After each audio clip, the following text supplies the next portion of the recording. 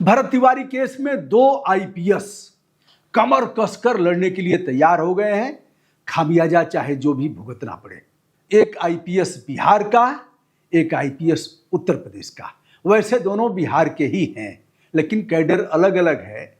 खास बात यह कि दोनों जबरिया सेवानिवृत्त किए गए हैं। लड़ेगा कौन? कोई ना कोई तो आएगा ही जो जुनून का होगा, जिन्हें पागल लोग कहते हैं समाज में, बहुलता में, कि कोई काम नहीं है, वैसा ही लड़ने वाले हैं। एक आईपीएस अमिताभ दास हैं, जिनका वीडियो मैंने जिनके बारे में मैंने बताया था। उन्होंने कहा है कि 7वीं फेल मुख्यमंत्री यानी सम्राट चौधरी ने हत्या करा दिया, इनके ऊपर हत्या का मुकदमा दर्ज होना चाहिए। यह भी बताया कि एम्बुलेंस में गोली मारी गई। भरत तिवारी अभी जिंदा था, एम्बुलेंस में सम्राट चौधरी के कहने पर गोली मारी गई, नहीं तो उसकी जान बच सकती थी। यह भी कहा कि भोजपुर का पुलिस कप्तान इसके लिए तैयार नहीं था, लेकिन वीडियो कॉलिंग के बाद कहा गया हाथी पागल हो जाता है तो उसका कोई और इलाज नहीं है, शूट कर दिया जाता है। यानी वो हाथी था, पागल हो गया है। और देखा जाए तो 16 जून को जो प्रेस रिलीज जारी हुई है उसमें कहा गया है कि मानसिक रूप से विक्षिप्त है। विक्षिप्त शब्द का प्रयोग किया गया है। और मेडिकल की टीम से बात हुई है, चिकित्सकों से, और इन्हें हम हॉस्पिटल में भर्ती कराएंगे। और दूसरे दिन वही एक दुर्दांत अपराधी हो जाता है और पुलिस ने हथियार फेंकने के बाद भी उसे मार गिराया। अब आइए, दूसरे आईपीएस हैं अमिताभ ठाकुर। ये भी बेचारे कई बार जेल की सजा काट चुके हैं। सजा नहीं, मतलब जेल में भेजा जा चुका है, सजा याफ्ता कैदी नहीं है। घसीट करके ले जाया गया, कई बार ले जाया गया, आपने इसे देखा है। लेकिन यह बहादुर आईपीएस इस मामले में भी कूद पड़ा है। पहुंच गए भरत तिवारी के घर और जाकर के वहां उनकी माताजी से मिले, पिताजी से मिले, और कई बिंदुओं पर डीजीपी को लिखा। और डीजीपी के साथ वह प्रतिलिपि मुख्य सचिव तथा अपर मुख्य सचिव गृह विभाग को देते हैं। अमिताभ ठाकुर क्या कह रहे हैं? अमिताभ दास के बाद अमिताभ दास ने जस्टिस रिटायर्ड विनोद सिन्हा जो आयोग बना है इसकी जांच करने के लिए, उनको लिखते हैं। और अमिताभ ठाकुर लिखते हैं वहाँ के डीजीपी, प्रमुख सचिव गृह और मुख्य सचिव बिहार राज्य को। यह लिख रहे हैं सेवा में डीजीपी बिहार पटना। विषय: भरत तिवारी प्रकरण में महत्वपूर्ण गवाहों के बयान अब तक दर्ज न किए जाने तथा पोस्टमार्टम रिपोर्ट परिजनों को उपलब्ध न कराए जाने के संबंध में। यानी अभी तक पीएम रिपोर्ट, अंत परीक्षण की रिपोर्ट परिजनों को उपलब्ध नहीं कराई गई है। खेल जारी है। यह है पारदर्शिता का गला घोंटती हुई बिहार गवर्नमेंट।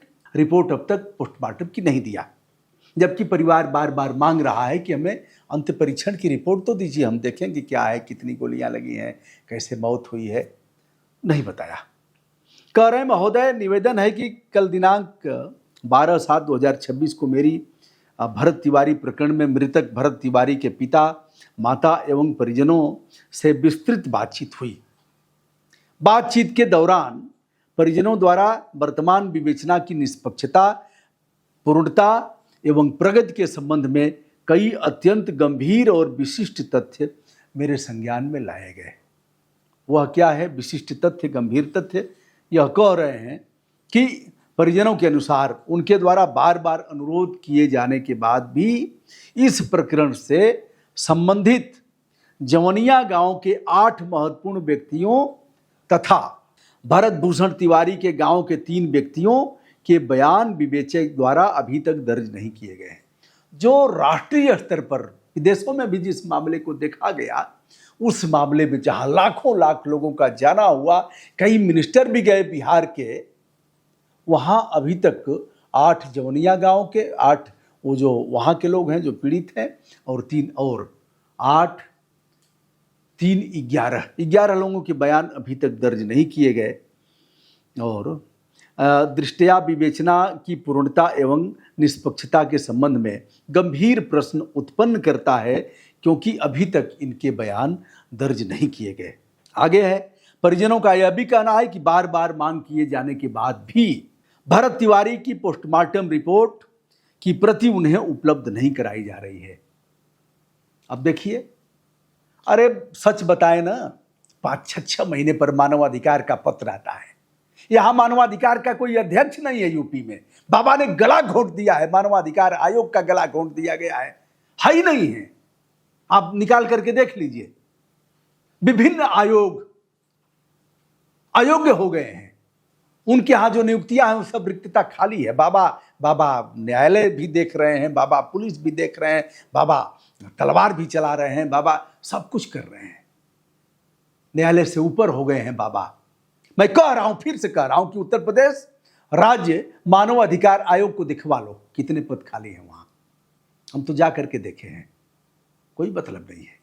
कोई पत्र लिखिए, जवाब आ जाएगा तो बताइएगा, और यह भी बताइएगा कितने महीने बाद जवाब आता है। आपका पत्र प्राप्त हुआ, फला को भेज दिया गया है, फला क्या करेंगे पता ही है। अरे जो चोर है उसी चोरवा को भेज देंगे ये लोग, जिसके खिलाफ आप शिकायत करेंगे उसी को भेज दिया जाएगा जांच के लिए। यही है आयोग। इच्छा नहीं करती है जाने की दोस्त, सच बताएं। एक बार आयोग के अध्यक्ष जी से हम मिलने गए। अध्यक्ष जी सुप्रीम कोर्ट के जज रहे थे या हाई कोर्ट के जज थे, वही अध्यक्ष होता है। अध्यक्ष जी से गए, स्लिप भेजवाए, मुलाकात हो गई। कई वर्ष की बात है, इनके सरकार से पहले की बात है। जो पहले था वही आज भी है। अब हम जज साहब से मिले, बड़ा आदर लगा कि ऐसे व्यक्ति से, ये मानव अधिकार आयोग के अध्यक्ष हैं। जानते हैं जज साहब अपना रोना रो रहे थे, कह रहे थे कि तनख्वाह नहीं वेतन नहीं मिल रहा है कई महीनों से हमारे लोगों को।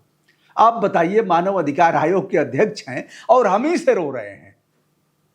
सरकार इनकी नहीं थी, डबल इंजन की सरकार नहीं थी, उसके पहले की बात। आज भी वही खेल होगा, रो रहे हैं हमसे। अरे आज भी तो रो ही रहे हैं, अध्यक्ष जी है ही नहीं है, नियुक्ति नहीं हुई।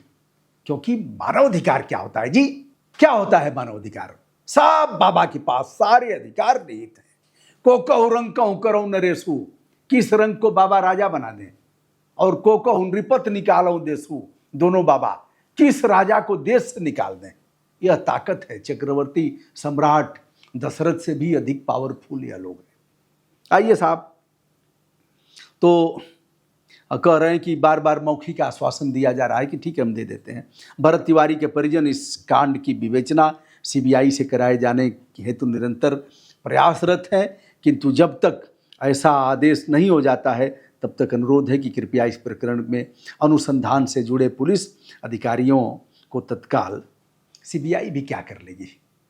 सीबीआई पर कैसे विश्वास किया जाए? अरे गोमती मैया की 9 साल से अधिक हो गया सीबीआई जांच करते हुए, कुछ उखड़ा नहीं। मैंने कितनी बार कहा कि मर गए हैं कि जिंदा हैं सब। जांच करने वाले कई चले गए होंगे, कई ऊपर चले गए होंगे। किससे कहेंगे? कहां गुहार लगाएंगे? सुनने वाला कौन है? और अधिक बोलेंगे तो कहेगा कि भैया ये तो सनातन विरोधी है। तो दोस्त, यह स्थिति है। जो इतना बड़ा मामला हो, वहाँ पोस्टमार्टम रिपोर्ट नहीं मिली, अभी तक अनुसंधानक जो आईओ है उसने बयान दर्ज नहीं किया, अभी तक जो टीम बनी है, जो ये एसआईटी है, जो जज साहब, हाई कोर्ट के जज साहब, सेवानिवृत्त जज साहब के नेतृत्व में, विनोद सिन्हा जी के नेतृत्व में जो बना है, उसने अब तक बयान नहीं लिया। तो जान जाइए कि क्या होगा। लेकिन ऐसे में हाथ पे हाथ रख के तो नहीं बैठा जा सकता। जो सज्जन शक्तियां हैं वो चिल्लाएंगी, चिल्लाने का हमारा मौलिक अधिकार है, हमारी फंडामेंटल ड्यूटी है कि ऐसे मामलों में हम चिल्लाएंगे, चिल्ला करके बताएंगे, बहरे कानों को सुनाएंगे, आंखों पर जो चश्मा चढ़ा हुआ है उसे हटाएंगे, सोने नहीं देंगे, नींद हराम कर देंगे। इसको करने से कौन रोकेगा? तो दोस्तों, मैं हूं ब्रजभूषण दुबे। दो अमिताभ, एक अमिताभ ठाकुर हैं और एक अमिताभ दास हैं। दोनों आईपीएस हैं, दोनों जवरिया सेवानिवृत्त किए गए हैं, और दोनों ने इस मामले में एक मुहिम चलाया है, लड़ाई का। टोकाटाकी कर रहे हैं, हस्तक्षेप कर रहे हैं, और इन दोनों की हत्या हो सकती है। दोनों की, इस अमिताभ की भी हो सकती है, बच गए, अटैक आ गया था जेल में, और वो अमिताभ तो चिल्ला ही रहे हैं, कह ही रहे हैं कि अतः अनुरोध है कि मुख्यमंत्री श्री सम्राट चौधरी के विरुद्ध धारा 103 बीएनएस के तहत हत्या कांड दर्ज कराया जाए। इस खुलासे के बाद अगली हत्या मेरी होगी। अमिताभ दास आईपीएस, 1994 बैच इनका रहा होगा शायद। यह कह रहे हैं अगली हत्या मेरी होगी, कृपया भोजपुर पुलिस को मेरी सुरक्षा के आदेश दिए जाए। अब देखिए, दोनों अमिताभ को कीड़े मकोड़ों से अधिक सरकार नहीं देखती, और उन्हीं कीड़े मकोड़ों में मैं भी हूँ, हमें भी वैसे ही देखेगी। बहरहाल दोनों अमिताभ के लिए हमारी शुभकामनाएं। डटे रहो शेर, कोई फरिश्ता ऊपर से लड़ाई लड़ने के लिए नहीं आएगा। दोनों अमिताभ जो मोर्चा खोले हुए हैं, हमारा साथ डट करके जब तक आप अच्छी लड़ाई लड़ते रहेंगे तब तक हमारा साथ रहेगा, चाहे दुनिया एक तरफ हो जाए। ब्रजभूषण दुबे का सादर प्रणाम।